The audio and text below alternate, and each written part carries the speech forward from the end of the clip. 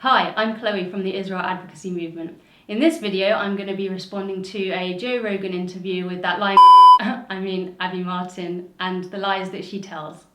People have no idea I didn't even know what the hell was going on until I went to Palestine and saw how crazy it was. But what is it like? Give me your thoughts on your So experience. Everyone mistakenly thinks that Hamas controls Palestine. That's not true at all. There's three different areas that were drawn up with the original partition. It's the West Bank, which is totally under military rule by Israel, and then there's the Gaza Strip, which is like the open air prison, which they bomb the shit out of like every couple of years, and Hamas controls that area. And then there's Jerusalem, which is an international city center that both Arabs and Jews live in. But the West Bank has been occupied militarily since 1967, and it's complete martial law. There's checkpoints.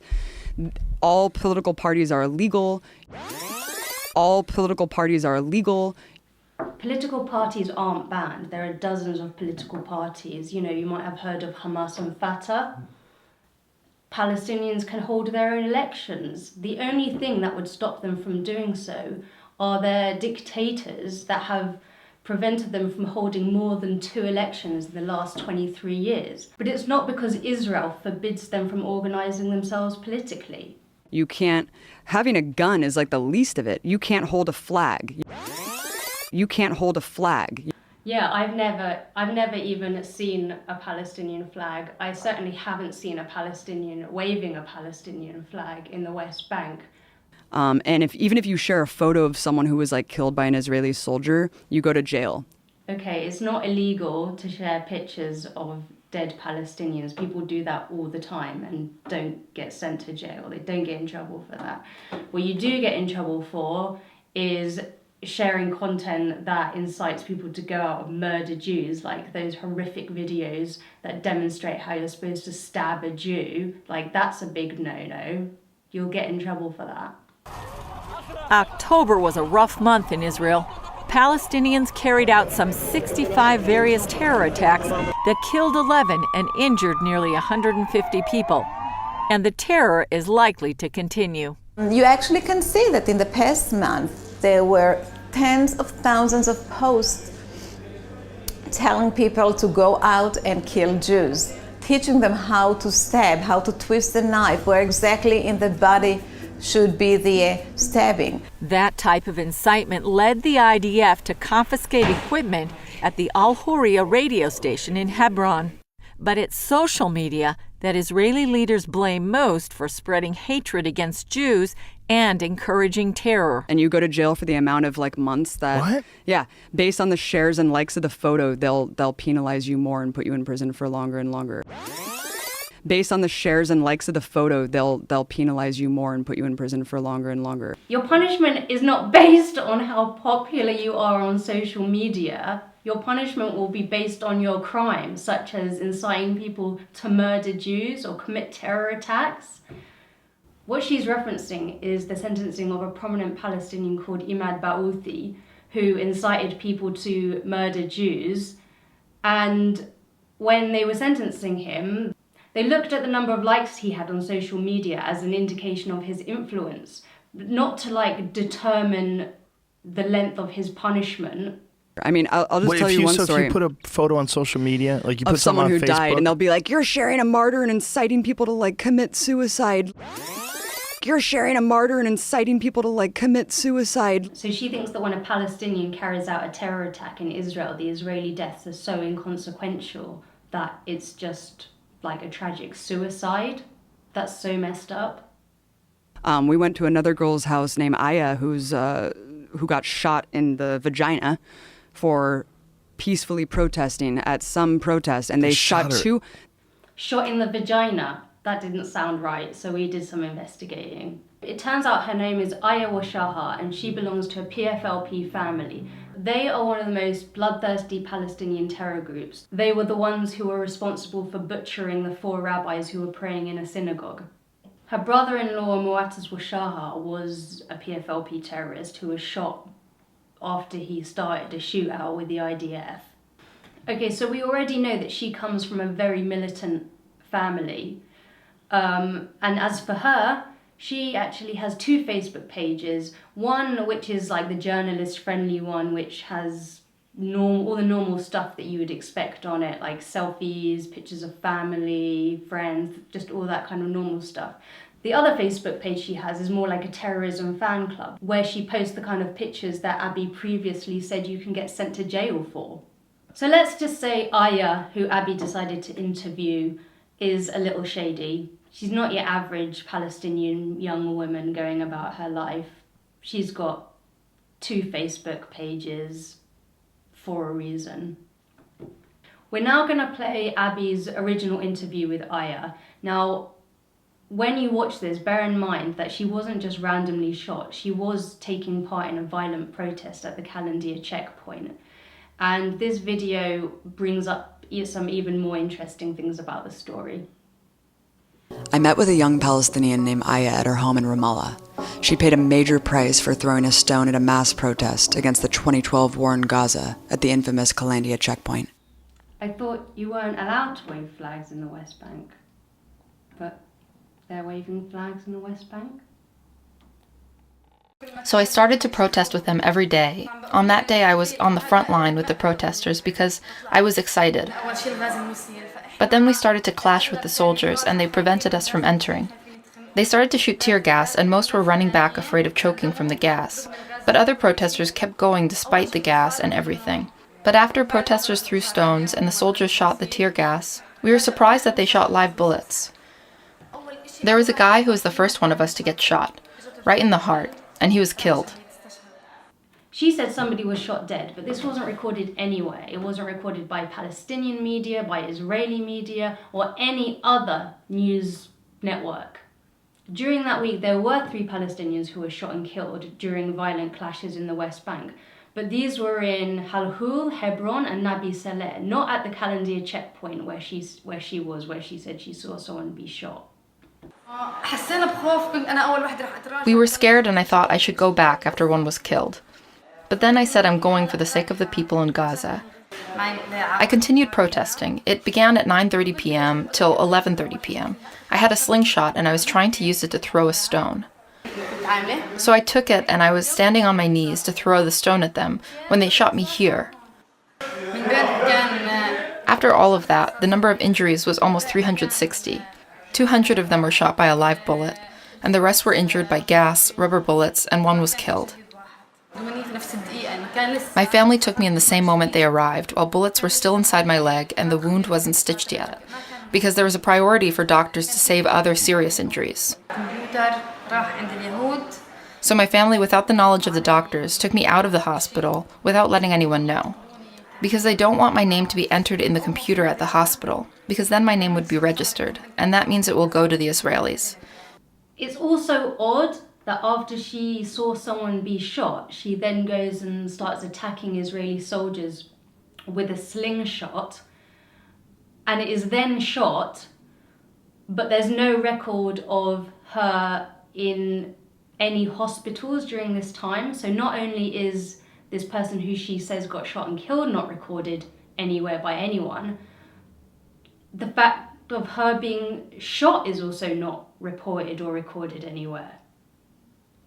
And then when Aya describes her injury on the film, she said that she got shot in the leg. My family took me in the same moment they arrived, while bullets were still inside my leg. But for some reason during this interview now she's changed it to the vagina. Like, I'm going to assume that these 2 women know the difference between legs and vaginas. So I think it's pretty fair to say that Abby just wants people to think that Israelis maim people in their genitals. They shot 200 people that day. One guy next to her died. Another guy was paralyzed. They shot 200 people that day. One guy next to her died. Another guy was paralyzed. So during the Gaza war, where there's an insane amount of media attention on the region, in a place where a Palestinian getting attacked by a pig is somehow portrayed as an Israeli attack, there's absolutely no reporting or medical records of these 200 Palestinians being shot. Another guy was paralyzed. They have a policy called shoot to cripple, where they shoot guys in the dicks. Yeah. See, I told you she wants people to think they shoot Palestinians in the genitals. Okay, so shooting to cripple, as she calls it, There's no such policy. What she's describing is Israeli officers trying to stop terrorists without killing them. Somehow she's turned that into a bad thing. Would she rather they shot them in the head? The person who was driving us had just told us that a couple months prior to that, some woman, Palestinian woman, because you can't go to Jerusalem. Like, if you're Palestinian, there's like barely any Palestinians who are even allowed to go pray at the most holy site, the Dome of the Rock in Jerusalem. Barely any Palestinians who are even allowed to go pray at the most holy site, the Dome of the Rock in Jerusalem. Okay, so here she's just lying again. Every year, over 3 million Muslims, most of whom are Palestinian, ascend the Temple Mount to pray. It's actually Jews who are hugely restricted. Only about 12,000 each year are given permission to go there, and when they're there, they're not allowed to pray. So, yeah, just more lying. And you can't travel. And he was just telling us that months before we went through this checkpoint, someone was going through the checkpoint because they got a permit to go into Jerusalem, which is like a lifetime golden ticket, like Willy Wonka. And they're walking and she just got executed. And then... What? Yeah, she just got executed and she was bleeding out at this checkpoint and her little brother tried to help her and they shot him too. And they're like hiding the video. Her language here and her Willy Wonka references do a really good job of conjuring up this image of Israelis murdering 2 little children in cold blood. But what actually happened was a 26-year-old woman and her 16-year-old brother were shot after charging at Israeli security guards with a knife. In simple terms, they were carrying out a terror attack. Would Abby consider the terrorists in Europe to have been executed by the state, or is it only an execution if it's an Israeli defending their lives? How long were you over there for? A month. Whoa. Yeah. Yeah. And we were simply, and people want to quabble about like, oh, it's not apartheid. There are different fucking license plates for Arabs and Jews.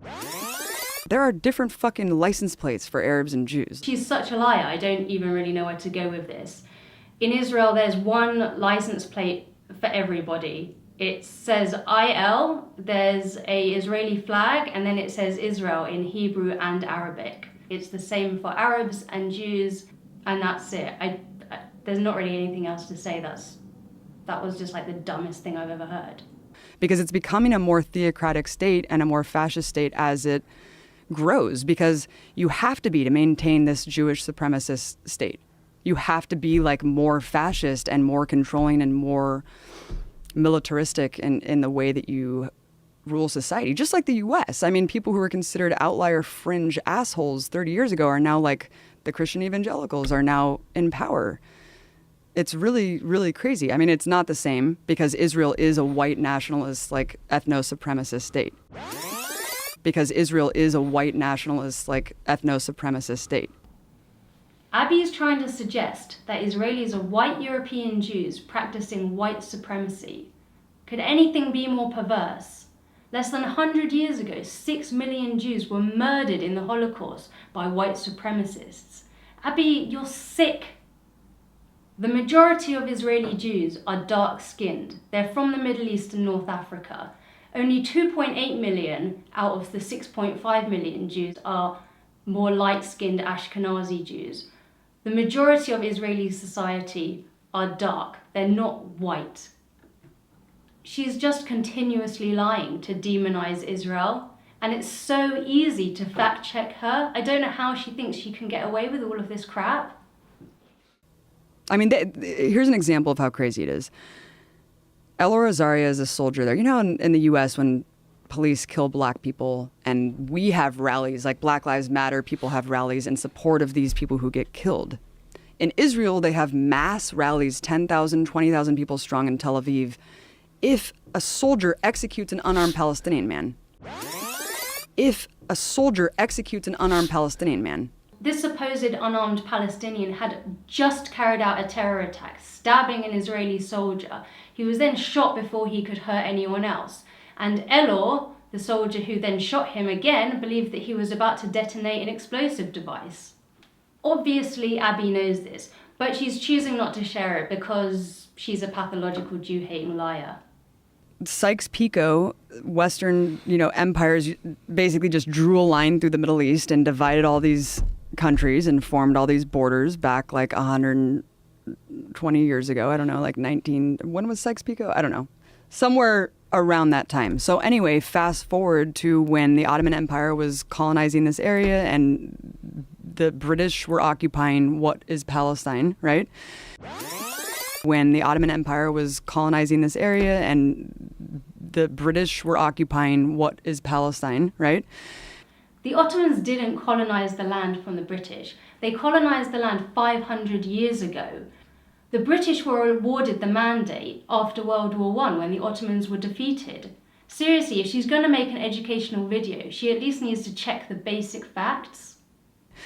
And the Zionist lobby was really strong. This is well before the Holocaust, and they were super, super strong and emboldened, and they were negotiating with the Brits about where they can form like a Jewish state. And there really was no support until the Holocaust, where they were able to sell like, you know, the fear more. So apparently there was no support for the Jewish state before the Holocaust, even though the Balfour Declaration was written in 1917, decades before the Holocaust. That was a British document in support of the Jewish state. Then after World War I, the League of Nations awarded the British mandate on the very condition that they create a Jewish state. You want to know something even more crazy? Before the Holocaust, even the Arabs were in support of a Jewish state. Google the Faisal-Weizmann Agreement of 1919. There's so much evidence of support of a Jewish state before the Holocaust. Because even though it was partitioned initially by the UN, I don't know who gave like this international body the authority to partition a country on top of another country. Who gave like this international body the authority to partition a country on top of another country. She said that they built a country on top of another country, but there has never been a country called Palestine, and she knows that because she previously name-dropped the different empires that controlled the land, the Ottomans and then the British.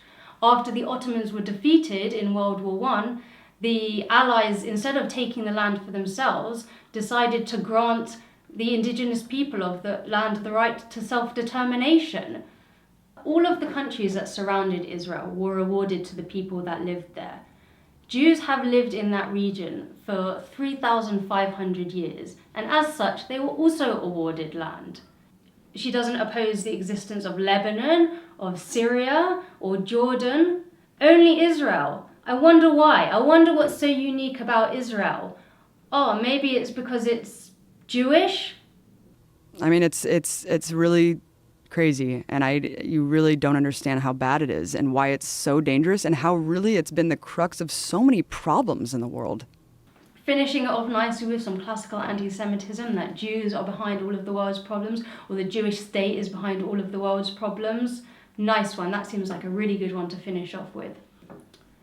So, in summary, how can you tell if Abby Martin's lying? Simple. Her lips move. No, but seriously, we could have responded to literally every single thing she said, but we know you've got things to do, and so have we. So let's just let this be a lesson to us all and never trust a word that she says. If you enjoyed the video and you want to see more, please subscribe to our YouTube channel and like us on Facebook.